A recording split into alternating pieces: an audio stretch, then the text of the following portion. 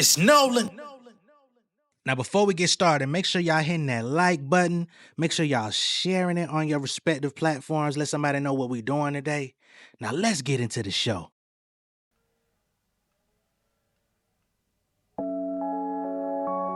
I got the feeling the fear. My city is crabs in the barrel. I learned to get back through the signs of the trials and the errors. Compute on my life with the heirs. I step like the Greek with no guidance, applying the airs. You niggas are not in my era. I was on that like Cronets. Put sand and get pressed like Kotex. I'm a black star with my squad like Most Def. Reign supreme, my face card like Maybelline. My dog used to push white like Saving Cream. These little niggas from the land of the Maybelline. You like to dance, have fun, try to shake the beam. Got us by witness, they know that I'm flawed. But I got not folding to y'all. Set up the stage and I kill it, I'm going to war. Nobody can fuck with these bars. Roam through the land like seas. I'm drawing out a plan like Egypt, sowing my seed. Better y'all grow in season. I be going hard, no reason. Say la vie. One life, I got land to seize. Niggas might think I'm a Pharisee. This is my therapy. I do not care to please. Catch a out of Linux, homie, don't wanna square with me. Whoa. Better teach your man how to squabble. Rap money, but to fly me out of Cabo. Dedicated 1/4 to the game, boy. I got a shit bucket like a nigga hit the lotto. Backstage, pulling plays on the phone, baby girl trying to hit me with a slot like Nevada. Let me introduce you to my new model. Finna push these niggas off me like, push these niggas on me like, push these niggas on me like, What's going on, beautiful people? It's the kid J Nolan here. Welcome back to another episode of Inside the Industry, your number one source for music, entertainment, commentary, and breakdowns. Hope everybody's doing well out there this evening. In this video, we're going to be getting into DJ Head as he recently made an appearance on the Joe Budden podcast. And of course, they talked about many things, but among the conversation at the Joe Budden podcast, DJ Head and co got into the subject of Kendrick Drake. They got into the subject of whether DJ Head is actually exhausted or tired of the Kendrick versus Drake conversation, whether he's tired of addressing it, whether he's tired of, discussing it or whatever it may be. And I know there's a lot of people out there that are, for the most part, exhausted with the conversation, don't like to engage with the conversation themselves, maybe skipping out on videos on YouTube. But to be honest, hey man, this has been the biggest story in hip hop for the last year, about 16 months. You know what I'm saying? It just is what it is. And that's one, attributed to the impact of the battle, the entertainment level. It was something that we were waiting on for over a decade. But then there's also on the other side of it, we also don't have very many mainstream artists that can balance commercial success with lyrical ability like a Kendrick, to where we're going to be talking about them on a consistent level, unfortunately. And the one person who also would have been in that position, J. Cole, a lot of people are not trying to hear from him. He did himself a huge disservice, but also he hasn't been very eager to release music to try to rebuild his equity within the space either. All right. So just putting it all on the table. So with that being stated, Kendrick and Drake have been the dominant conversation, even as others have dropped notable albums. Others have done notable things, charted, made money, did deals, all this stuff. And congratulations to everyone else. But this thing is a phenomenon within itself. We got to be honest about it. Not to mention all of the antics of Drake. He's been keeping the conversation alive. The 100 gigs with the sneak dissing, that was a thing. Filing a petition, filing a lawsuit. I would be remiss if I didn't mention a lawsuit. He kept niggas wrapped up in reading legal paperwork for the past year. It's November. He first filed his petition in November of last year. Right? It didn't get dismissed until the end of October. So we also got to blame him because he's been doing all types of things to keep himself in the conversation, although it seems very sacrificial of himself. But hey, I'm not on his team. I'm not an advisory person, and I'm sure he wouldn't want any of it from me anyway. Right? So be my guest. But yeah, the lawsuit thing had us wrapped up. I mean, I learned so many legal terms in the last year between his and other people's. So we got to speak on that too. Now, as we get into the conversation of lawsuits, There's a reason rappers can turn any story into a hit track. Just like there's a reason Morgan & Morgan is America's largest injury law firm with over 1,000 attorneys and more than 100 offices nationwide. If you've been seriously injured in an accident, your case could be worth millions. But the truth is, a lot of people either don't file at all or get taken advantage of by insurance companies. When you hire Morgan & Morgan, it's like hiring a legal army that has your back. If you're injured because of someone else's negligence, you deserve to be paid. No shortcuts, no lowball offers. In fact, they've secured some major verdicts in the past. For example, in Florida, they got a victim who was in a life-altering car crash, $12 million. 34 times the highest insurance offer. They got another victim in Philadelphia, $26 million. 40 times the highest insurance offer. Not all law firms are created equal. Morgan & Morgan is the biggest for a reason. They will fight for the biggest award possible and have won a lot. So if you're ever injured, you can check out Morgan & Morgan. Their fee is free unless you win.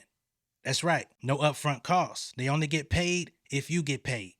You can start your claim now by clicking the link in the description or by scanning the QR code on screen from your phone's camera. Again, if you find yourself injured, you can check out Morgan & Morgan. Don't say I never told you nothing, man. Now, as they were getting into the conversation with DJ Head on the Joe Budden podcast, they basically asked him how he views him, right? And DJ Head, he mirrored what I've been saying for a very long time, right? He says he feels like Drake is creatively lost. He feels like this Iceman album is about to be a load of bullshit. And he's also exhausted with Drake's antics, which I just mentioned a few moments ago. You know what I'm saying? And he's like, you know, he's keeping this situation alive. This is what he does. You know what I mean? So although people may be exhausted of it, we got one party who's chilling, and then we have one party who's constantly into the theatrics. That's what we've been saying. You know what I mean? So let's go ahead and play some of this audio and get into a few points from their conversation. I like You don't think Iceman the project is going to be underwhelming, though? Yeah. No, you don't. No, you don't. See, here's what I mean. Like, we can tell. I'm not being biased. You think it's going to be underwhelming? Yes. Because why? What makes you think that? I just don't think Joe's so motherfucking fake because it was just a few months ago that nigga said everything he been dropping his ass and he's not looking forward to the project. He'll check it out when it drops because Drake is that important. But nigga, those are your own words from just a few months ago. What you mean underwhelming? Like you surprised, nigga? You said the same shit. that he's in a space where based on the things that have happened, the stuff he's put out, everything that's going on, I don't believe in the movement. I don't believe that because the thing is, when you got some shit, you present the shit. And you move like it. And you move like it. You don't like the like album with Party? Bro, these are stutter steps. You don't this is some I don't understand what's going on. The Party album's hard. It's just you don't when you know you got some shit, you say it with your chest. Do you but you ain't answer the question. What's the question? You didn't like the album he did with Party? No. It's R&B though. Oh, did you like the album? Remember I said I don't like R&B. Did you like the album he did with 21? That was bad. It was I like Come that. on. That was Let me ask you, do you think that's based on his relationship with the label, or do you think that's just because he don't have a product that he feel confident about? You think he's floundering? No, I think that I didn't like the album he did with 21. Now what? I skipped that motherfucking album. I listened to it. Grave digger. No, nigga, you ain't no fucking grave digger. Okay? Y'all niggas was trading bars and all that shit, man. No, it wasn't good. Don't let the people lie to you. Don't let them motherfuckers gaslight you, man. But if DJ Head liked it, I mean, I'm sure it gave him joints to play at the parties and clubs and at his bookings. So I understand that, you know, because the production always be banging for the most part. But the actual contents of the music, it's a no for me, dog. he doesn't have a direction. I think he's lost creatively. Well, that could be true. That's possible. That could be true. I think he's lost, and I think that which camera is mine? This one? Yeah. Mm-hmm. That one? Top one. All we want you to do is rap, bro. Just rap. Give us some slaps, rap. Do your shit. We don't need all of the extra, we don't, I get it. creatively you want to do different things and stuff like that. But at the same time, that's not what we don't love the theatrics. We love the record. Is your we his we? If that makes sense. What do you mean? That's a great question. When you say we, I'm talking about from my perspective and the people that I have the conversations with. This is Gina's sentiment as well. We talk about it on our radio show with the listeners and whatnot. It's like people just give us the raps, give us the shit. If you have some shit and you like, well, I'm gonna save it. Oh, it's some shit coming, but it never arrives. Then what do you left to think? So Imani asked, "Are you sure that your we is the we that Drake is aiming for?" And I think that's honestly, it's a fair question, but I also think it's a dumb question. And I know people say, hey, and there's no such thing as a dumb or a stupid question, but the thing of it is, the actual people that want to hear music don't care about all this other shit. You know what I mean? The theatrics, I mean, hey, give content creators a reason to clown your ass and monetize at your expense. Sure. Be our guest. But at the same time, it makes you look strange to most level-headed people, and the only people that are actually following the storyline out of enjoyment are his diehard fans. And newsflash, his diehard fans would follow along with him even if he didn't. You know what I'm saying? So that's another thing.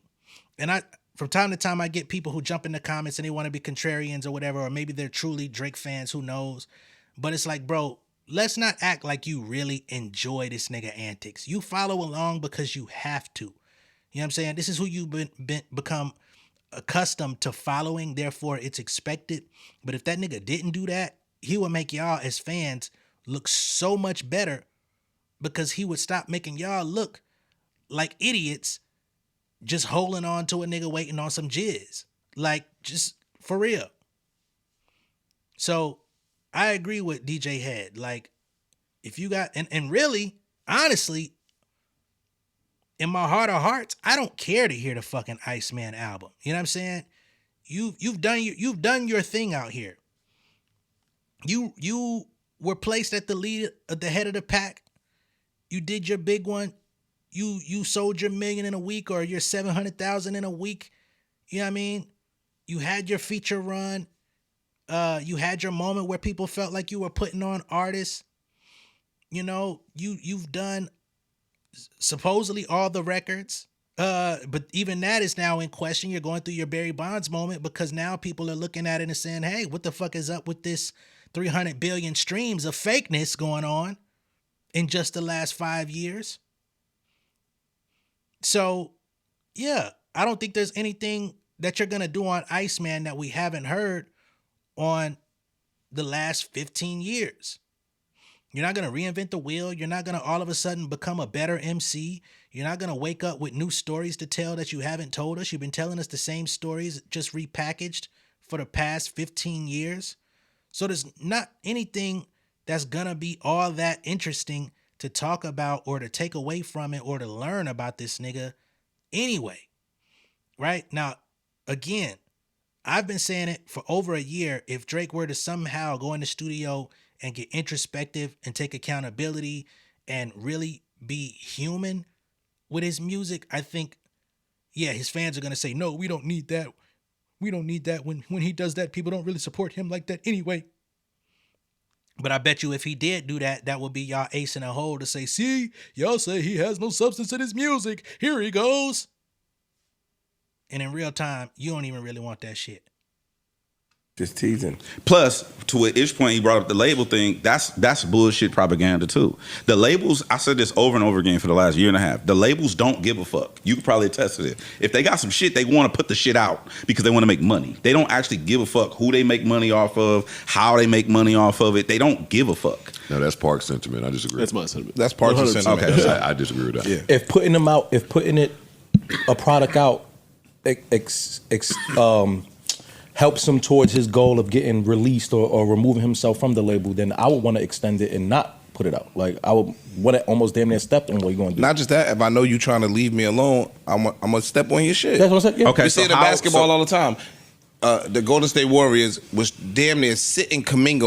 So what I don't understand is, and perhaps this is just the flow of the conversation, I think at some point, you know, the Joe Budden podcast, they've come to the consensus that we're for the sake of entertainment, for the sake of conversation, we can't all agree. Because I do think they like Drake, you know what I mean? And more power to them if they like Drake. I'm not the person to say, you know, you're a insert explicative if you still listen to Drake, right? I'm not gonna do that. But when I see people being like willfully obtuse when it comes to Drake, that's where I get like, yo, come on, dog. Like you think we can't see? You don't think it's obvious? Like, come on. But to act like Drake is giving the label some bullshit music because they want to get rid of him or something, or he's or the label's like, hey, you want to leave us, so we're not putting your album out. If they gave a fuck about whether or not Drake would leave the label, then why did they lowball him in the negotiation phase? Right? Because the offer that he received in the negotiation phase allegedly is part of the reason why he filed his lawsuit. It's literally in the first half of his filing, where he feels like the label was disparaging his name and leveraging a hate campaign against him to devalue him, to give him less money. So if they really cared about whether or not he remained at the label, why would we tarnish you to the point of that you believe drives your value down in the market? We give you less money. Are we banking on you all of a sudden making us more money than ever at a lower cost? Or are they saying, hey, dog, you cold out this bitch. We don't mind, you know, we've been in business with you for a very long time. So if you want to continue the business relationship, cool. But this is what we have for you. Now, if you feel like this isn't enough, you're coming up on your exit. Put your last album out. Go get your deal. But I haven't seen anything that indicates that UMG has been holding him back. As he puts out music on his own whim, UMG was swooping in and saying, hey, that has to be housed over here. So it ain't like they were taking the music down, because they could have. They could have just filed copyright issues and said, no, it's not going up. It's not coming out. It's not being commercially available. You're on punishment. You're on timeout. They had that power. And they used to exercise that power over there on SoundCloud. Remember when Drake used to drop them fucking SoundCloud songs at 12 o'clock at night? And UMG would come knock them bitches down. And then finally one day, UMG said, you know what, SoundCloud? You want to get these Drake drops? You want to get these random drops from our artists? Give us a little stake in the company, baby. And that's what the fuck SoundCloud did. It took a while. But I'll digress. I don't think it's about not wanting to keep Drake. They're indifferent. Go on purpose and not playing him on purpose, even though he could have helped the team be in a better position. They was sitting that motherfucker on purpose. Okay, so how would that take place in the music?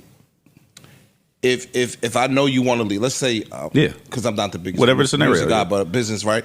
If I know that you got one album left, and I want you to re-sign, I could put your album off and push your album back almost in some extortion type shit so you can resign 3-4 more albums. Okay. Or if you don't do that, now I'm going to damn near dumb your brand down to the point where your value is lessened. Okay. That's it? Yeah. Okay.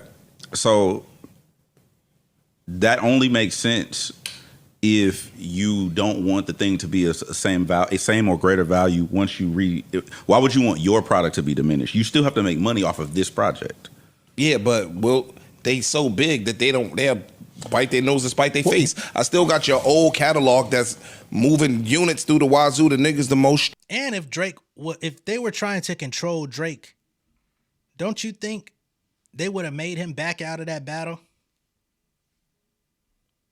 You think UMG, you think Lucian Grange don't know who's the better rapper out of Kendrick Lamar and Drake? You don't think Lucian has been like, man, whenever this day is gonna come, but the day that it happens, Kendrick is going to destroy this young man. You don't think he had that in the back of his mind for the last decade? Wasn't it people like Lucian Grange and Jay Prince who allegedly told Drake he can't drop his diss because it would change everything? It would be this life-changing, world-shattering diss on Pusha T? And you mean to tell me that nobody had the power to exercise to say, this is not happening, these songs are not coming out?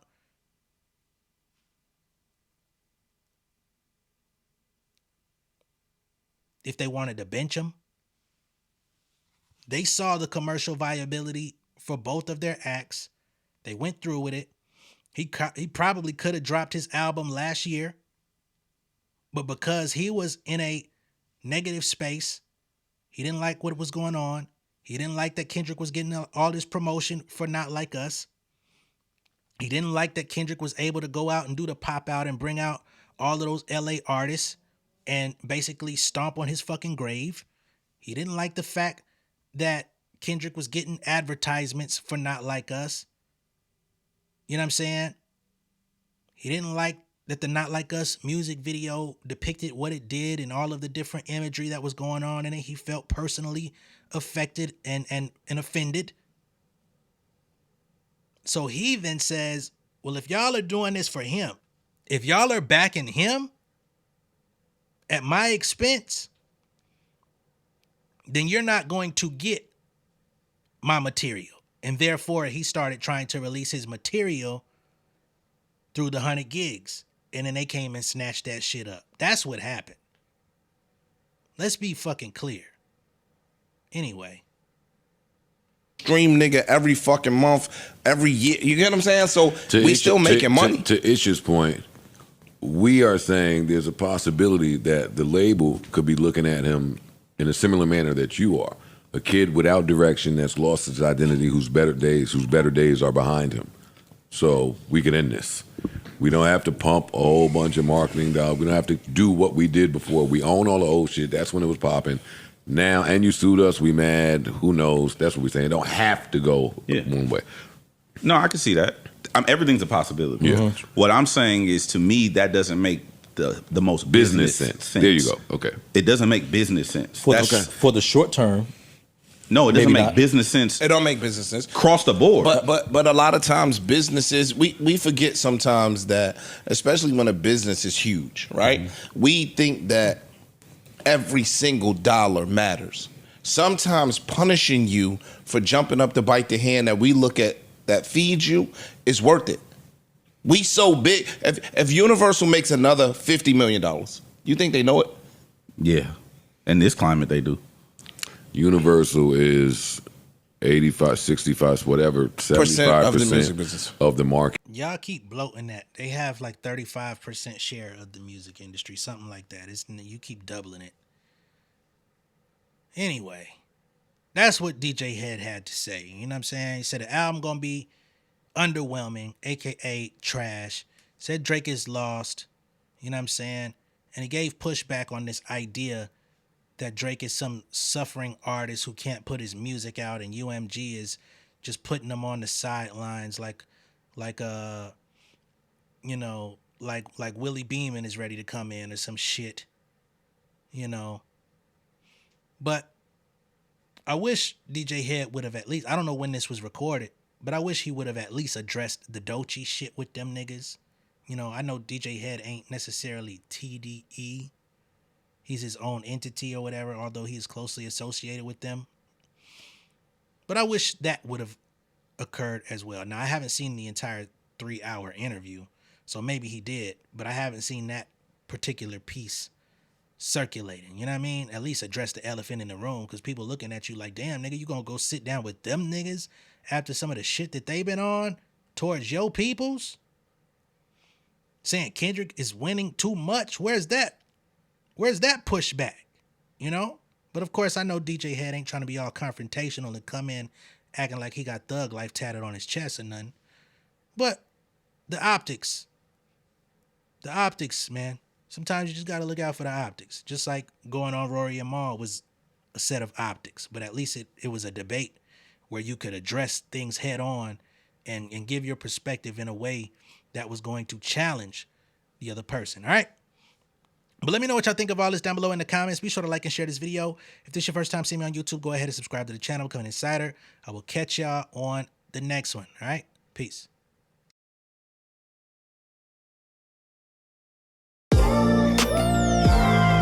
Yeah, family over fame in this bitch, yeah. The glory of living righteous is setting in. My street knowledge and education's a perfect blend. Young mogul, independent, I've been setting trends. The first one from my family to be faithfully wed. Fuck niggas and the horses that they riding on. I see this shit from all angles like a polygon. I'll never politic and the drama be piling on. Father and greats unacknowledged like I'm Bobby Bonds. Conversation with my lady about the paper route. 5 sit bank accounts every day I make it count. They down talking my commentary for hating now. Well, I can take it cause I'm bodying your favorite now, please. I can do this shit in my sleep. I been writing for these niggas, y'all read it and weep. I been fighting these niggas if you speak on the street. I'll turn your birthday party into New Year's Eve. Don't let me take it there. We ain't playing fair. This the ATL, Southside nigga moving furniture like Wayfair. Life on hold, no insurance for your healthcare. Lifeline gone, so you wanna be a millionaire? Well, let me tell you about this world I built. The women I dodged, the niggas that I read for filth. The sympathy calls, consulting for the stacks I built. I